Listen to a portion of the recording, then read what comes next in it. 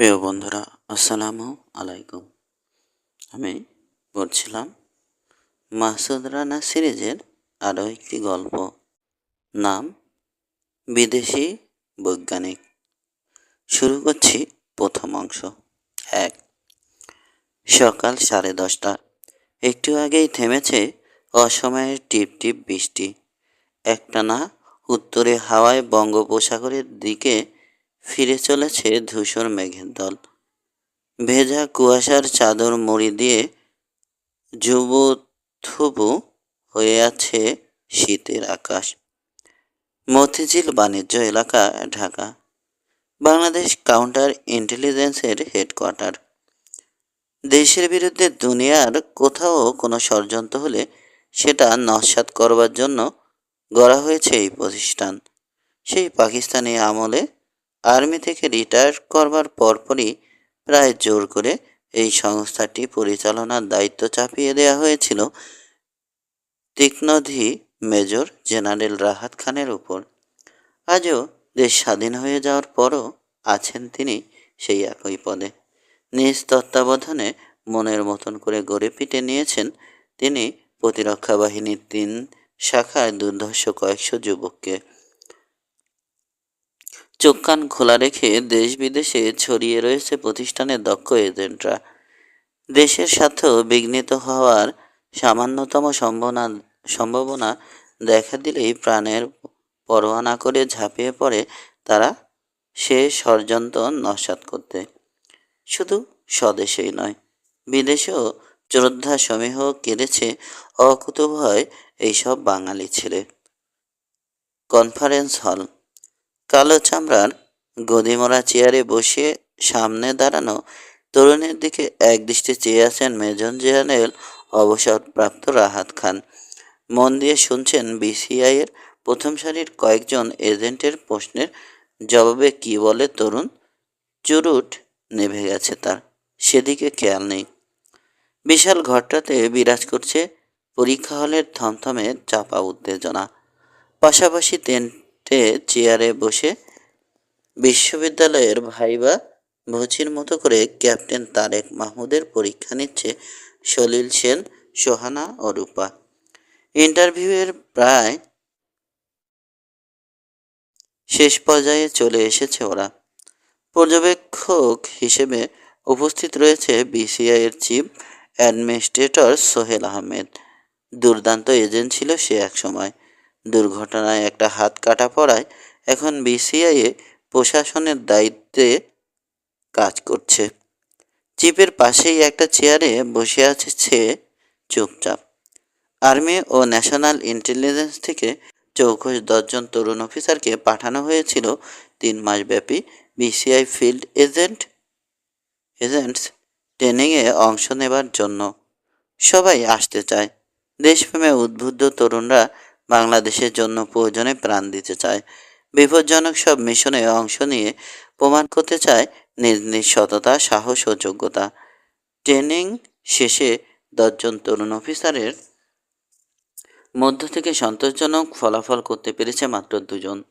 Captain Tarique Mahmud তাদেরই একজন। Unarm combat rifle ও পিস্তল shooting, দৈহিক শক্তি ও এন্ডিউরান্স, সাহস, বুদ্ধিমত্তা, দ্রুত সিদ্ধান্ত নেবার ক্ষমতা, অনুসরণের দক্ষতা, ক্যামেরা, ওয়্যারলেস কম্পিউটার সহ বিভিন্ন গ্যাজেট ব্যবহারে পারদর্শিতা ইত্যাদি নানান বিষয়ের পরীক্ষায় বেশ ভালো করেছে সে। খুব অল্প সময়েই কাজ চালাবার মতো শিখে নিয়েছে কয়েকটি ভাষা। সেই সঙ্গে ইউরোপিয়ান, আমেরিকান ও প্রাচ্যের বিভিন্ন দেশের কালচার, চালচলন ও রীতিনীতি শিক্ষায় প্রমাণ করেছে নিজের যোগ্যতা। আশা করা যায় বিদেশে অ্যাসাইনমেন্টে গেলে সহজেই নিজেকে মানিয়ে নিতে পারবে ও পরিবেশের সঙ্গে। আজকের পরীক্ষায় উতরে গেছে বাংলাদেশ কাউন্টার ইন্টেলিজেন্সের ফিল্ড এজেন্ট হিসাবে নিয়োগ। আজকের পরীক্ষায় উতরে গেলে বাংলাদেশ কাউন্টার ইন্টেলিজেন্সের ফিল্ড এজেন্ট হিসাবে নিয়োগ পাবে ও। আরও উন্নত ট্রেনিংয়ের পাশাপাশি বিভিন্ন দেশে পাঠানো হবে ওকে হাতে কলমে কাজ শেখার জন্য। উত্তেজিত সতর্ক চেহারা দেখেই বোঝা যাচ্ছে বিসিআইয়ে যোগ দিয়ে দেশ সেবার সুযোগ পাওয়ার জন্য কী পরিমাণ উদ্গ্রীব হয়ে আছে এই স্বাস্থ্যবান টকবগে তরুণ। এবার দেখা যাক কুইক অবজারভেশন ট্রেনিং তোমাকে কী শেখালো। ক্যাপ্টেন মাহমুদের চোখের দিকে তীক্ষ্ণ দৃষ্টিতে চাইল সলিল সেন। দরজার কাছে চলে যাও, ওখানে একটা পিপহোল আছে, ওটা দিয়ে ঠিক 5 সেকেন্ড তাকানোর সুযোগ পাবে তুমি। যা দেখবে, দেখে যা বুঝবে তার পুঙ্খানুপুঙ্খ বিবরণ দিতে হবে পরীক্ষকদের কাছে। দীর্ঘ পায়ে হেঁটে গেল ক্যাপ্টেন দরজার সামনে, চোখ রাখলো পিপহোলে। ঘড়ির দিকে তাকালো সলিল। 5 সেকেন্ড পর টিং শব্দে বাজলো একটা ঘন্টি। সময় শেষ। ফিরে এসে টেলিফোনের খুঁটির মতো অ্যাটেনশন হয়ে দাঁড়ালো ক্যাপ্টেন মাহমুদ। নিষ্পলক তাকিয়ে রয়েছে সামনের নীলরঙা দেয়ালের দিকে। নীরবতা ভাঙল সলিল। কি দেখলে বলো? ওটা আউটার লাউঞ্জ, আড়ষ্ট কণ্ঠে বলল ক্যাপ্টেন মাহমুদ। একজন লোক পাইচারি করছে ওখানে। লাউঞ্জের দেয়াল হলদে রঙের। ওসবের বর্ণনা থাক, বাধা দিল রূপা। ওই লোকটার বর্ণনা দাও। শুরু করলো ক্যাপ্টেন মাহমুদ। 5 ফুট 11 ইঞ্চি বা 6 ফুট হবে লোকটা লম্বায়। ওজন আন্দাজ 280 পাউন্ড। সস্তা বেল্টের উপর দিয়ে উপচে পড়ছে বিশাল ভুঁড়ি। কাঁধ দুটো গলছে। ঘাড় প্রায় নেই বললেই চলে। যতটুকু আছে সেটা লাল একটা ময়লা মাফলার দিয়ে ঢাকা। মুখটা স্পষ্ট দেখতে পাইনি। চুলগুলো উস্কো খুস্কো। খুঁড়িয়ে হাঁটে। বাম পায়ে সমস্যা আছে। গুড। কৃতি ছাত্রের পর্যবেক্ষণ ক্ষমতার পরিচয় পেয়ে মৃদু হাসল সলিল। এবার জামা কাপড়ের বর্ণনা শোনা যাক। মাফলার বেশ পুরানো, কোটও তাই। ইস্ত্রি করা দরকার ওটা। প্যান্টও পুরানো, বেশি আটো। শার্টের একটা বোতাম নেই। পামশু ছাইরঙা, মনে হলো প্লাস্টিকের তৈরি, খুবই সস্তা জিনিস। রাজমিস্ত্রি বা জোগালেরা সাধারণত যেরকম পরে। সলিলের দিকে তাকালো তারেক মাহমুদ। এবার ওই লোকের বয়স ও পেশা সম্বন্ধে তোমার ধারণা বলো। বয়স ঠিক বোঝা গেল না। মনে হয় 35 থেকে 40-এর মতো হবে। 45ও হতে পারে। সারাদিন শুয়ে বসে থাকে। পুরনো বইয়ের দোকানদার কিংবা লটারির ক্যানভাসারও হতে পারে। রাজমিস্ত্রি, তালা মিস্ত্রি বা ছাতা মিস্ত্রিরাও শীতকালে ওরকম কোট গায়ে দেয়। লোকটাকে একজন তালা না ছাতা সারাওয়ালাই মনে হয়েছে আমার। ওকে ভেতরে আসতে বলো ক্যাপ্টেন। সিগারেটটা জেলে ধোয়া ছাড়লেন মেজর জেনারেল রাহাত খান। তার ঠোঁটের কোণে হাসির সূক্ষ্ম একটা রেখা দেখা দিয়েই মিলিয়ে গেল। দরজা খুলে এক পাশে সরে দাঁড়ালো ক্যাপ্টেন মাহমুদ। স্মার্ট ভঙ্গিতে হাতের ইশারায় ডাক দিয়ে বলল, এই যে, এই মিয়া, এদিকে আহেন। বড় সাবে ডাকে। খুঁড়িয়ে খুঁড়িয়ে অফিসে ঢুকলো জীর্ণ কোট পরা স্থূলদেহী লোকটি। থতমত খেয়ে থমকে দাঁড়ালো দরজার কাছে। বারবার এদিক ওদিক তাকানো দেখে মনে হলো বিশাল ঘরটাতে ঢুকতে ভয়ই পাচ্ছে বেচারা। সোহানা নরম সুরে বলল, ক্যাপ্টেন, তুমি কি একবারও ভেবেছ এই লোকটা বিদেশি কোনো স্পাই হতে পারে? এমন কি হতে পারে না আমাদেরকে খুন করতেই পাঠানো হয়েছে কে? হাসি হাসি হয়ে গেল ক্যাপ্টেন মাহমুদের চেহারা, তবে হাসল না। এই লোক স্পাই? স্পষ্ট অবিশ্বাস ঝরল তার কণ্ঠে। হতে পারে না আপা। এরকম খোঁড়া আর বিদঘুটে মোটা একটা লোক ইচ্ছে করলেই তো আর স্পাই। গম্ভীর হয়ে গেল সোহানা। তবু ওকে সার্চ করে দেখো কোনো অস্ত্র পাওয়া যায় কিনা। এখানে চিফ আছেন, তোমার সাবধান থাকা উচিত নয়। ওর পেটে হয়তো কোনো কুবুদ্ধি আছে, কে জানে। কথাটা শুনে লোকটার গোবেচারা চেহারায় ম্লান হাসি দেখা দিল। দক্ষ হাতে নবাগতের কাঁধ থেকে তল্লাশি শুরু করলো ক্যাপ্টেন মাহমুদ। চাপড়ে দেখলো কোসকানো কোট। থলথলে পেটে হাত দিয়ে থমকে গেল হঠাৎ। বড় বড় হয়ে উঠল তার চোখ। কোট সরিয়ে স্প্রিং হোল্ডার থেকে টেনে বের করে নিল সে নিয়মিত তেল দেয়া একটা 38 ওয়ালথার পিপি পিস্তল। এবার আরও অনেক যত্ন ও খানিকটা সমীহের সঙ্গে ছাতা মিস্ত্রিকে সার্চ করল সে। বিশেষ মনোযোগ দিল শার্টের কোনোই ও প্যান্টের পায়া দুটোর দিকে। কাজটা সেরে সন্তুষ্ট হয়ে ফিরে তাকালো সলিলের দিকে। আর কিছু নেই স্যার, পকেটে টুকিটাকি কিছু খুচরো পয়। হঠাৎ চমকে থেমে গেল সে। শক্তিশালী একটা ইস্পাত দীর্ঘ বাহু তার গলা পেঁচিয়ে ধরেছে। ছাতা সারাইওয়ালার আরেক হাতে একটা ফোল্ডিং নাইফ, ওটা এখন আর ফোল্ড করা নেই। 4.5 ইঞ্চি ক্ষুরধার বাঁকানো ফলা স্পর্শ করেছে শিকারের কণ্ঠনালী। কানের কাছে লোকটার ভরাট পুরুষালী কণ্ঠস্বর শুনতে পেল ক্যাপ্টেন মাহমুদ। খবরদার, এক চুল নড়লেই দুফাক করে দেব গলাটা। মেজর জেনারেল রাহাত খানের দিকে তাকালো সলিল, সোহানা ও রূপা। সোহেল আহমেদও চেয়ে আছে তার দিকে। দরজার কাছে মূর্তির মতো স্থির দাঁড়ানো ক্যাপ্টেন ও তার পিছনের ছাতা মিস্ত্রির দিক থেকে চোখ ফেরালেন রাহাত খান। গম গম করে উঠল তার কণ্ঠ, ওকে ছেড়ে দাও রানা। বজ্র আটনে শিথিল হয়েছে, টের পেল ক্যাপ্টেন মাহমুদ। কয়েক পা সরে দাঁড়ালো, মুখ রক্তশূন্য। এখন বুঝতে পারছে হাদা বনে গেছে সে। আসলে ওই লোকটা ভোদাই মাল সেজে ঠকিয়েছে ওকে। এমনকি তার গলছে কাঁধ আর বিরাট ওই ভুঁড়িটা পর্যন্ত নকল। কিন্তু কিন্তু ছুরিটা কোত্থেকে? এতক্ষণে বাক স্ফুরণ হলো ক্যাপ্টেন মাহমুদের। ওটা আমার মাফলারের ভাঁজে ছিল, বলল মাসুদ রানা। গলার সামনের দিকে মাফলারের তলায় রাখার জন্য বিশেষভাবে তৈরি। 30 ফুট দূর থেকে তোমার যে কোনো চোখে ওটা বিধিয়ে দিতে পারবে রানা, গর্বের সঙ্গে বললেন রাহাত খান। 100 বার, 100 বারে 100 বারই। কথাটা বলে ফেলেই বুঝলেন রানার প্রতি দুর্বলতা প্রকাশ পেয়ে যাচ্ছে। মুহূর্তে গম্ভীর হয়ে গেলেন। কটমট করে তাকালেন তিনি ওর দিকে। হাঁ করে কি শুনছ? আর কি কি আছে দেখাও ওকে।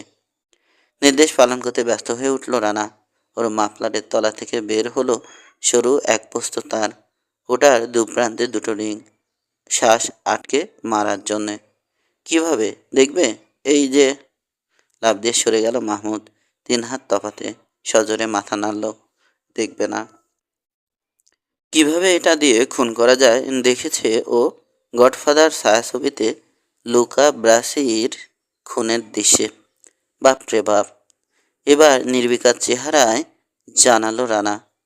আমার হাতঘড়িটা টাইম তো দেয়ই, প্রয়োজনে একে টাইম বোমা হিসেবেও ব্যবহার করা যায়। বেল্টের বাকরের ভেতরে গোপন কুঠুরিতে আছে যে কোনো সাধারণ তালা খোলার জন্য লকপিক। জুতোর সোলের ভিতর রয়েছে মিনি ট্রান্সমিটার আর একটা 4 ভাঁজ করা স্টিলেটো। ব্যাস, আপাতত এই। বিরাট বড় একটা ভুল করে ফেলেছ তুমি ক্যাপ্টেন, মাপা স্বরে বলল সলিল। এরকম ভুল করলে তো বেঘরে মারা পড়বে তুমি শত্রুর হাতে। ভগ্ন হৃদয় ক্যাপ্টেন মাহমুদ ফ্যাকাশে চেহারায় তাকালো পরীক্ষকদের দিকে। কোনো মন্তব্য করল না কেউ। নম্বর টুকছে যার যার নোটপ্যাডে। বিসিআইয়ে তুমি নিয়োগ পাবে কিনা সেটা অনেকখানি নির্ভর করে তোমার সপথিক, সদা সতর্ক ও সদা প্রস্তুত থাকার উপর।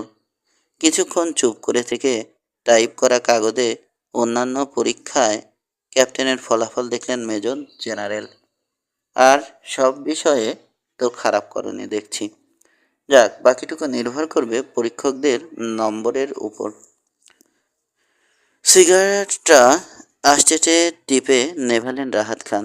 উঠে দাঁড়িয়ে বললেন, ওয়েল, তোমাদের দেয়া নম্বরগুলো বন্ধখামে করে আমার অফিসে পাঠিয়ে দিও। দরজার কাছে চলে গিয়ে জানালেন, রানা, ওকে নিয়ে 15 মিনিট পর আমার অফিসে এসো। লাউঞ্জে বেরিয়ে গেলেন তিনি কনফারেন্স হল থেকে। স্বস্তির নিঃশ্বাস বইল কনফারেন্স রুমে। রানার ভুঁড়িতে কনুইয়ের একটা গুঁতো লাগিয়ে দিয়ে পাল্টা আক্রমণ আসবার আগেই লাফ দিয়ে কেটে পড়ল সোহেল। বের হলো অন্যরাও। বেশ কিছুটা দূরত্ব বজায় রেখে মেজর জেনারেলের পিছু নিল রানা। তারপর তারেক মাহমুদকে নিয়ে সটকে পড়ল করিডোরের প্রথম বাঁকে। 13 মিনিট পর রাহাত খানের আউটার অফিসে হাজির হয়ে গেল ওরা। পেট ও প্যাডের প্যাডিং খুলে আবার আগের সুঠাম দেহ ফিরে পেয়েছে রানা। রানাকে দেখে সুন্দর মুখটা গম্ভীর হয়ে গেল ইলোরার। এটা কখন কি করে বসে, ঠিক ঠিক আছে? কঙ্কন রিনিঝিনি কণ্ঠে বলল, খবরদার এখানে দাঁড়াবে না। স্যার এখনই তোমাদের ভেতরে যেতে বলেছেন। ইলোরাকে এক ফালি মিষ্টি হাসি উপহার দিয়ে দরজায় দুবার নক করে বিসিআই চিফের অফিসে ঢুকল রানা। ওর পিছনে Tareq Mahmud. Take your seat. Cigar তাক করে টেবিলের উল্টো পাশে চেয়ার দুটো দেখালেন রাহাত খান। তার সামনে টেবিলের উপর দেখা যাচ্ছে পরীক্ষকদের রিপোর্ট। পাশাপাশি বসল ওরা। বুকের খাঁচায় লাফাচ্ছে ক্যাপ্টেনের হৃৎপিণ্ড। কাঁচা পাকা ভুরুর নিচ দিয়ে ক্যাপ্টেনের দিকে সরাসরি তাকালেন বৃদ্ধ তীক্ষ্ণ দৃষ্টিতে। যদি মনে করো ট্রেনিং মাত্র শুরু হয়েছে তোমার, আরও বহু কিছু শিখবার আছে, তাহলে হয়তো কোনো অ্যাসাইনমেন্টে মাসুদ রানার সঙ্গে শিক্ষানবিশ হিসেবে থাকতে পারবে তুমি। এটাও পরীক্ষার একটা অংশ। সুযোগটা নিতে চাও? আমি একেবারেই নতুন স্যার, হড়বড় করে বলল ক্যাপ্টেন মাহমুদ। একটা সুযোগ পেতে পারে জেনে কৃতজ্ঞ। মাত্র শিখতে শুরু করেছি। কোনো অ্যাসাইনমেন্টে যাবার সুযোগ পেলে সত্যিই নিজেকে ধন্য মনে করব। আমিও, মনে মনে বলল রানা। নইলে বাঘা বুড়োটা অ্যাসাইনমেন্টের সামান্য একটু আভাস দিতেই এমন উত্তেজনা অনুভব করছি কেন? রিমোট তুলে কয়েকটা সুইচ টিপলেন মেজর জেনারেল। একপাশে সরে গেল দেয়ালের খানিকটা অংশ। ওখানে বড় একটা স্ক্রিন, তাতে ফুটে আছে মানচিত্র। কোন দেশের ম্যাপ? আকৃতি দেখে চিনতে পারল না রানা। বান্দেরা লেক আর আশপাশের 2 বর্গ মাইল এলাকা। রানার না করা প্রশ্নের জবাবেই যেন বললেন রাহাত খান, আসামের সীমান্ত থেকে বেশ কয়েক মাইল ভেতরে বড়সড় একটা পাহাড়ি হ্রদ বান্দেরা। চারপাশে ঘন জঙ্গল। আসাম লিবারেশন আর্মির মুভমেন্ট থাকায় এলাকাটা প্রায় জনশূন্য। এয়ারপোর্ট তো নেই। রোদে পৌঁছানোর জন্য কোনো পাকা সড়ক পথও নেই। যেতে হবে প্লেন। সি প্লেন নামতে পারবে যেতে হবে প্লেনে। সি প্লেন নামতে পারবে রোদে। বান্দেরার পূব তীরে তাঁবু ফেলেছেন এক পাকিস্তানি ফিজিসিস্ট ডক্টর ইসমাইল ইমতিয়াজ। ওখানেই ওর সঙ্গে দেখা করবে তোমরা। ডক্টর ইসমাইল ইমতিয়াজ, বলল বিস্মিত রানা। ইনিই কি সেই বিখ্যাত পাকিস্তানি বিজ্ঞানী স্যার? হ্যাঁ, দুনিয়ার সেরা 10 জনের একজন। Ultra sound weapon, atom fusing আর অ্যারোনটিক্স ফিল্ডে মস্ত বড় অবদান আছে তার। মাস 4 আগে সরকারি টিভি চ্যানেলে পাকিস্তানে মাথাচাড়া দেয়া ইসলামী জঙ্গিবাদ ও ফ্যানাটিক মৌলবাদের বিরুদ্ধে জোরালো বক্তব্য দিয়ে মহা বিপাকে পড়ে গিয়েছেন ভদ্রলোক। সেরকম কয়েকটা ডেইলি পেপারেও তার সে সময় কয়েকটা ডেইলি পেপারেও তার সাক্ষাৎকার বেরিয়েছিল। ধর্ম অন্ধতার বিরুদ্ধে কঠোর বক্তব্য দিয়ে সমালোচিত হয়ে পড়েছিলেন তিনি গোটা পাকিস্তানে। প্রথমে প্রাণনাশের হুমকি দিল তাকে কয়েকটা জঙ্গি সংগঠন। এর পরপরই হামলা হলো তার বাড়ি ও গাড়িতে।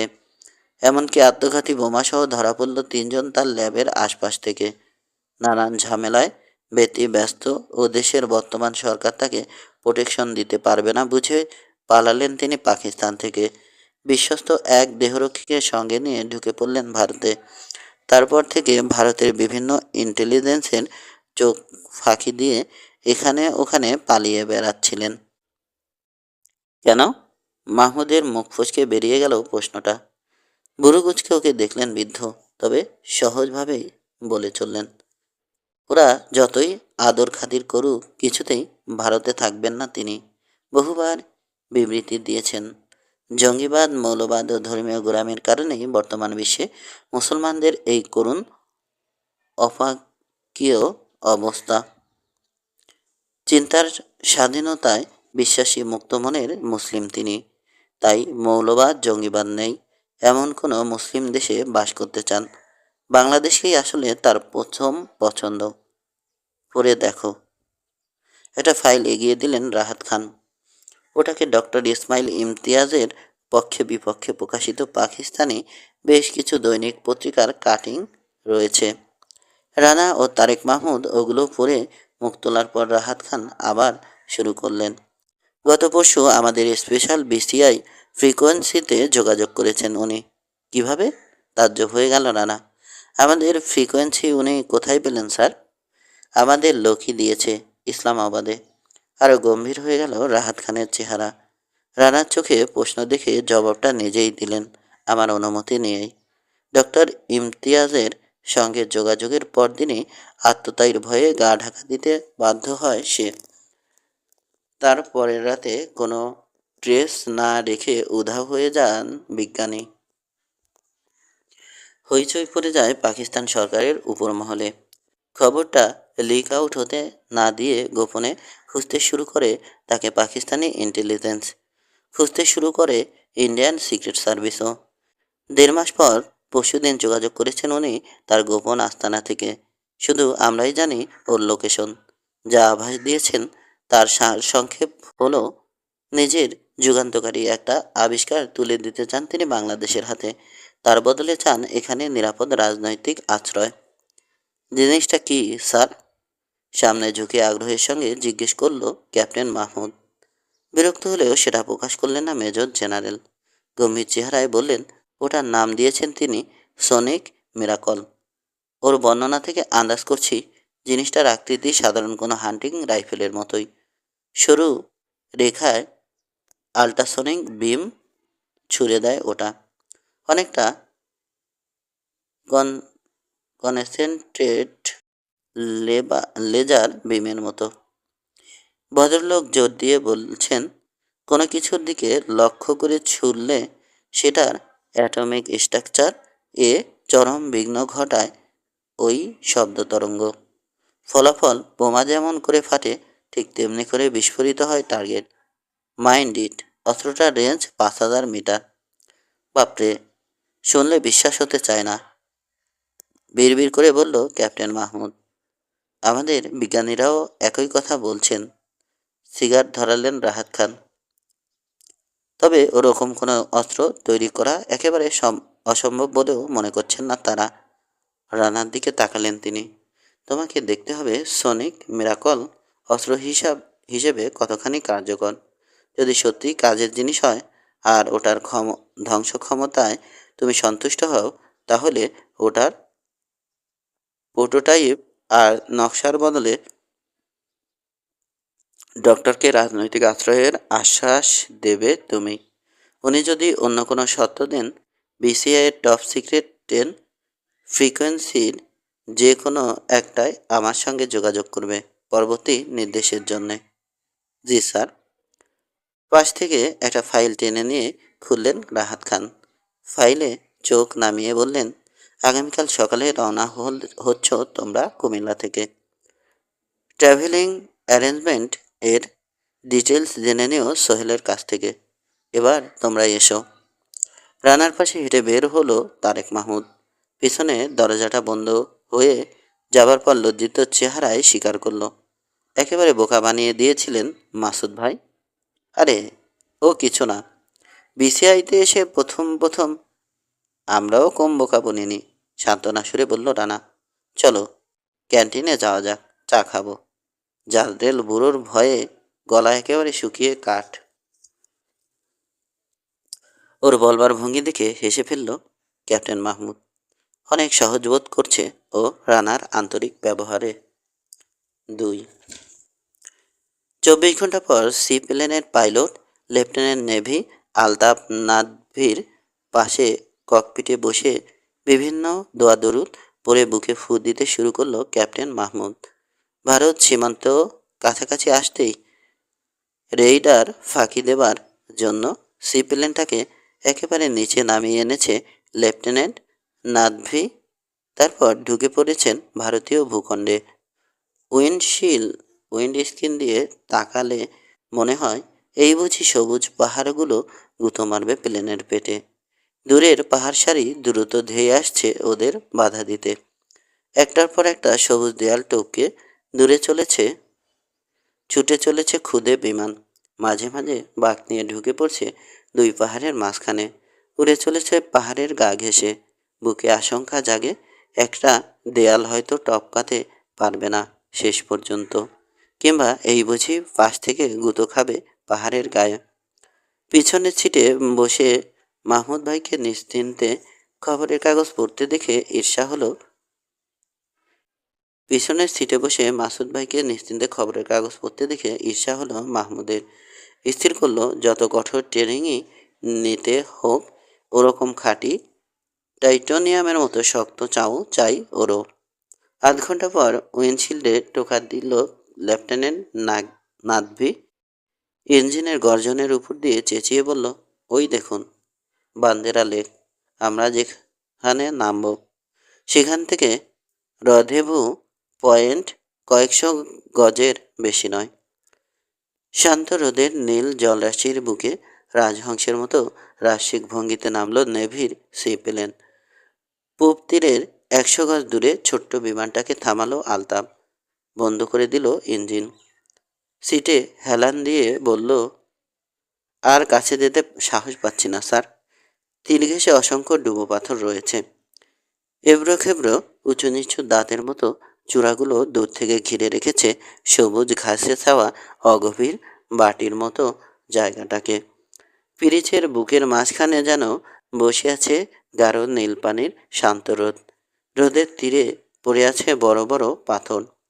ওগুলোর ফাঁকে ফাঁকে জন্মেছে বিশাল সব গাছ বাঁধঝাড়। কোথাও কোথাও রোদের তীরে দেয়াল তৈরি করেছে ঘন সবুজ ঘাসের গহীন জঙ্গল।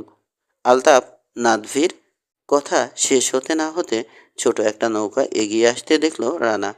তীরবর্তী জঙ্গলে নিশ্চয় সরু কোনো খাল আছে। সেটা থেকে বেরিয়ে সোজা সি প্লেনের দিকে আসছে নৌকাটা। একজন মাত্র লোক বৈঠা বাইছে। তবে তাকে মানব না বলে দানব বললে একটুও মিথ্যে বলা হবে না। কাঁধ পর্যন্ত লম্বা বাবরি চুল। নৌকা বাইতে গিয়ে হাতের পেশিগুলো কিলবিল করছে। মিনিট পাঁচেক পর সিপ প্লেনের স্টারবোর্ড পন্টনের গায়ে টপ করে ভোঁতা একটা শব্দ হলো। পাশের ছোট্ট জানালা দিয়ে তাকালো রানা। মুখ উঁচু করে ওর দিকেই চেয়ে আছে খাকি পোশাক পরা পুরুষ্ট গোপলা দত্তটা। লম্বায় ওর চেয়ে 1 মাথা বেশি হবে লোকটা। চওড়ায় 1.5 কি 2 গুণ। তারেকের সামনে দিয়ে হাত বাড়িয়ে প্লেনের দরজা খুলল রানা। গলা বের করে জিজ্ঞেস করলো, আপনি কি ডক্টর মমতাজের ইমতিয়াজের কাছে নিয়ে যাবেন আমাদের? হ্যাঁ, উর্দুতে জবাব দিল লোকটা। পরমুহূর্তে ভুল সংশোধন করলো রানার। আরে नहीं, उनका नाम ममताज नहीं, डॉक्टर इम्तियाज। हम डॉक्टर साहब का सेक्रेटरी कम बॉडीगार्ड हूँ। आइए डॉक्टर साहब, आप दोनों को लिए बहुत परेशानी से इंतजार कर रहा है। 2 মিনিট পর রানা ও তারেক মাহমুদকে নিয়ে তীরের দিকে রওনা হয়ে গেল সে। পিছনে সি প্লেনের ইঞ্জিনের গর্জন শুনতে পেল ওরা। রওনা হয়ে গেল আলতাফ। ভিনদেশি রেইডার ফাঁকি দিয়ে ফিরে যাবে স্বদেশে। রানার ধারণাই ঠিক। জঙ্গলে ঢুকেছে সরু একটা খাল। 2 তীরে উঁচু শালগাছ ও বাঁশঝাড়ের ঘন সারি। খাল না বলে ওটাকে প্রশস্ত নালাও বলা যায়। কিছুটা এগিয়ে বাম দিকের পারে কাঁচা হাতে তৈরি করা কাঠের নড়বড়ে ডক দেখতে পেল ওরা। পানির উপর সামান্য এগিয়ে আছে ওটা। শেষ প্রান্তে দাঁড়িয়ে আছেন নীল স্ট্রাইপড স্যুট পরা মাঝবয়সী এক সুদর্শন ভদ্রলোক। রানা ও মাহমুদ ডকে নামতেই চোস্ত ইংরেজিতে বললেন তিনি, খুব খুশি হয়েছি আপনারা এসেছেন। গাফফার খান আপনাদের তাঁবুটা দেখিয়ে দেবে। ওখানেই বিশ্রাম নেবেন আপনারা আগামী 3-4 দিন। এখানে আসতে কোনো খাটুনি হয়নি আমাদের, তাই বিশ্রামের কোনো দরকার নেই। ডক্টর ইমতিয়াজ। পরিচয় পর্ব সেরে ভদ্রলোকের বাড়ানো হাতটা ঝাঁকিয়ে ছেড়ে দিল রানা। বরং আপনার শলিক মিরাকলটা দেখতে পেলে খুশি হব। পরেও দেখতে পারবেন ওটা। ভদ্রতা করে হাসলেন ডক্টর ইসমাইল ইমতিয়াজ। বিশ্রাম নিন। শীতের আসামের অপূর্ব সুন্দর প্রকৃতি দেখুন, যত খুশি খুশি মাছ ধরুন, লেকে সাঁতার কাটুন। রানা আপত্তি করে কিছু বলতে যাচ্ছে বুঝে এবার বললেন, আসলে অস্ত্রটার দু একটা যন্ত্রাংশ ঠিকমতো কাজ করছে না মিস্টার রানা। ওটা মেরামত করার আগে কোনো ডেমনস্ট্রেশন দেখানো সম্ভব নয়। পার্টসগুলোর নাম বলুন, রেডিও করে দেখি আমরা আনিয়ে দিতে পারি কিনা, আগ্রহের সঙ্গে বলল রানা। দুঃখিত চেহারায় মাথা নাড়লেন ডক্টর। আসলে ব্যাপারটা অত সহজ নয়। সাধারণ অস্ত্রে যেসব পার্টস থাকে সেগুলো দিয়ে তৈরি করিনি আমি সনিক মিরাকল। মিরাকলের প্রতিটা অংশ আমার নিজের হাতে বানানো। বাংলাদেশ সরকার যদি আমার তৈরি অস্ত্রটার ব্যাপারে আগ্রহী হয় তাহলে ওটার ম্যাস প্রোডাকশন চাইতেই পারে। সেক্ষেত্রে আপনাদের কোনো আধুনিক ল্যাবরেটরিতে কাজ করবার সুযোগ দিতে হবে আমাকে। তা নইলে জটিল ইলেকট্রনিক সার্কিট আর সূক্ষ্ম পার্টসগুলো তৈরি করা অসম্ভব। কিছু মনে করবেন না মিস্টার রানা। আশা করছি আমার অপরিহার্যতাই এনে দেবে আমাকে কাঙ্ক্ষিত নিরাপত্তা। মূল প্রসঙ্গে ফিরে গেল রানা। পার্টস মেরামত করতে কতক্ষণ লাগবে আপনার ডক্টর? 2 বড়জোর 3 দিন, ইতস্তত করলেন ডক্টর ইসমাইল ইমতিয়াজ। আমার অপারগতা ক্ষমা করবেন মিস্টার মাসুদ রানা। হাতের ইশারা করলেন বিজ্ঞানী। আসুন, আপনারা তাঁবুতে চলুন। পথ দেখালো দত্ত। ঘন বাঁশঝাড় ও শাল গাছের জঙ্গলের মাঝ দিয়ে এগিয়ে চলল দ্রুত।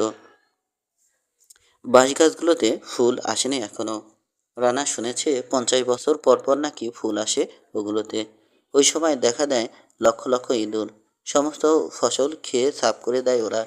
জঙ্গল মরে যায় তখন এবং শুরু হয় পাহাড়ি দুর্ভিক্ষ।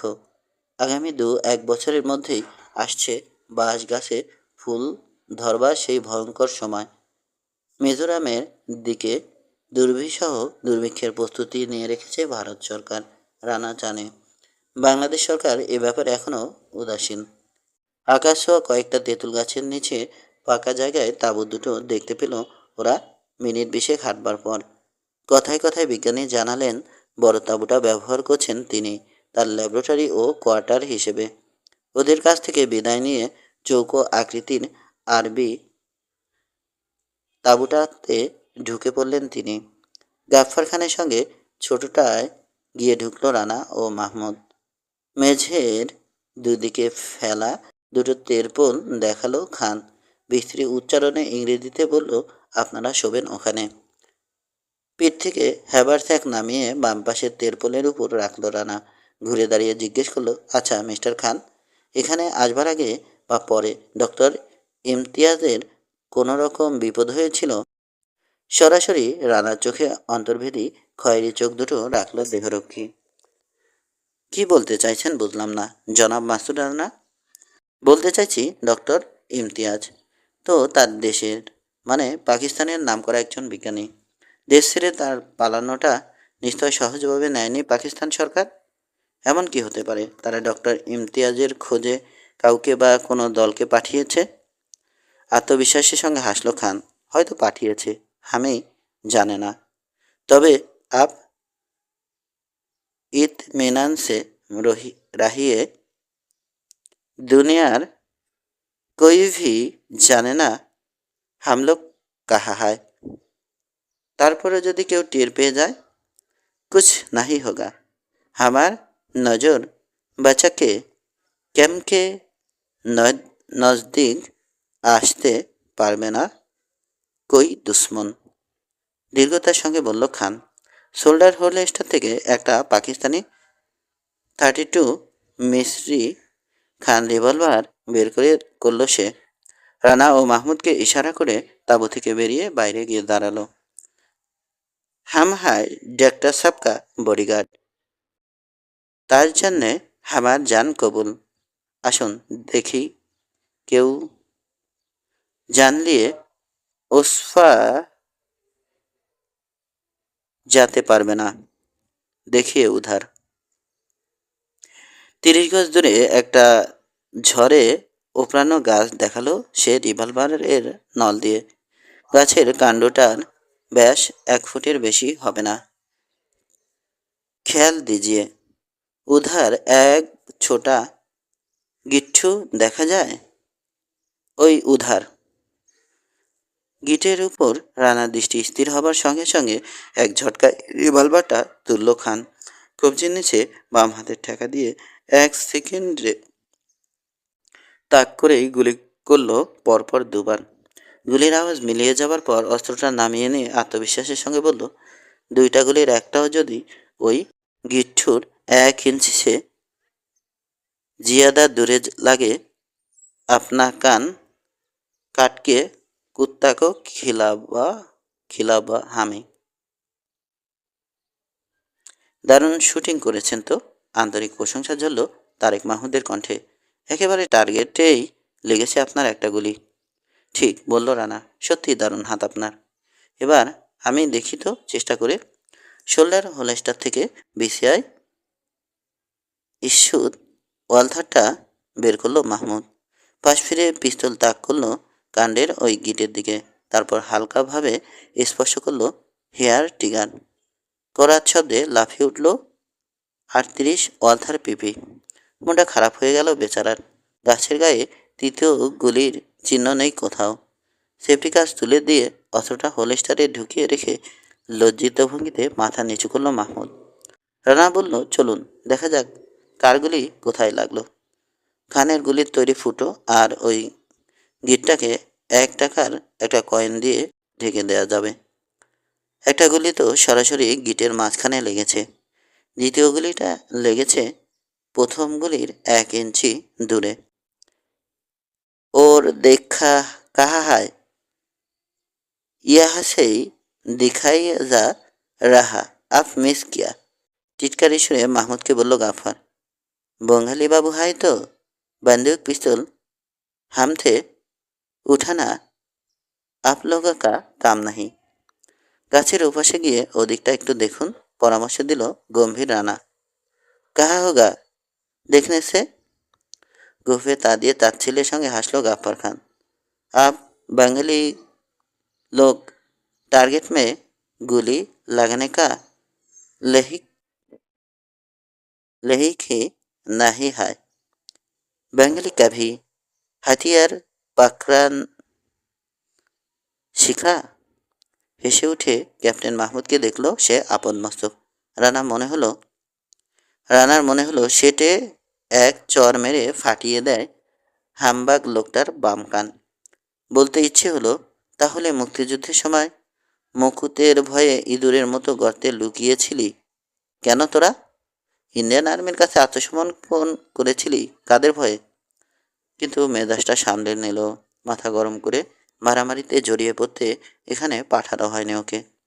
কিন্তু বাঙালিদের প্রতি ছুড়ে দেয়া পাকিস্তানি দানবের অপমান আর সহ্য হলো না তরুণ ক্যাপ্টেন তারেকে।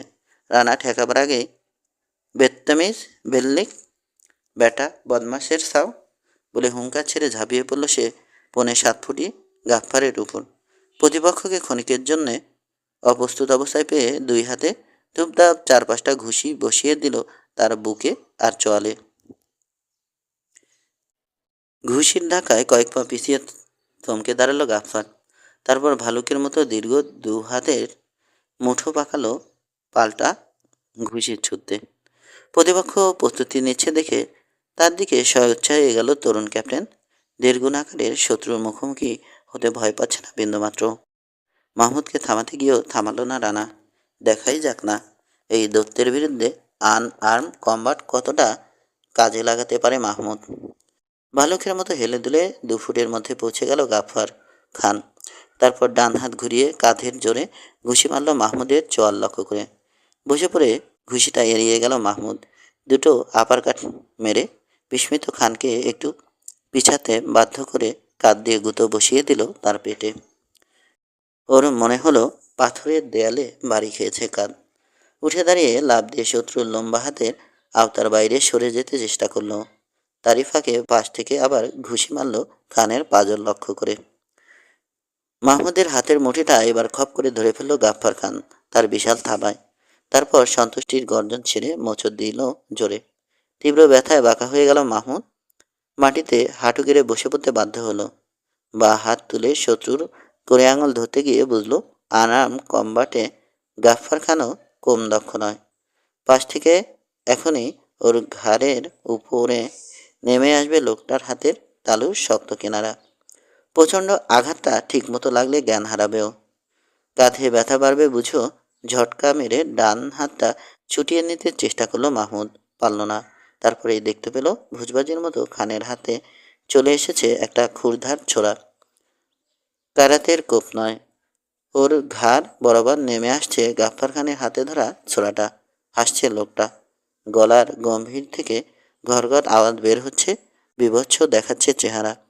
মৃত্যু আর কয়েক সেকেন্ডের ব্যাপার, বুঝে ফেলল মাহমুদ। কারো সাহায্য চাওয়া বা পাওয়ার আগেই গলাটা গড়াগড়ি খাবে ঘাসের উপর। চোখের কোণ দিয়ে বাম পাশে ঝাপসা মতো কি যেন দেখল মাহমুদ। পর মুহূর্তে টের পেল বিদ্যুৎ বেগে কাছে চলে এসেছে মাসুদ ভাই। গোখুরে ছোবল দেওয়ার ভঙ্গিতে রানার ডান হাতটা ধরে ফেলল গাফফার খানের ছুরি ধরা হাতের কবজি। ছুরিটাকে থামিয়ে দিল মাঝপথে। ক্ষুব্ধ গর্জন করে উঠল গাফফার খান। বিশ্রী কয়েকটা গালি দিয়ে মাহমুদের হাত ছেড়েই দেরি না করে বাম হাতে ঘুষি চলল রানার চোয়াল লক্ষ্য করে। মাথাটা সামান্য সরিয়ে নিয়ে কাঁধের উপর দিয়ে ঘুষিটা বেরিয়ে যেতে দিল রানা। ফসকানো ঘুষির বেগে ভারসাম্য হারিয়ে দানবটা ডান দিকে ঘুরে যাচ্ছে দেখেই সুযোগটা নিল। এক টানে কবজি ধরা হাতটা ওর মাথার উপর দিয়ে নিয়ে এলো নিজের ডান পাশে।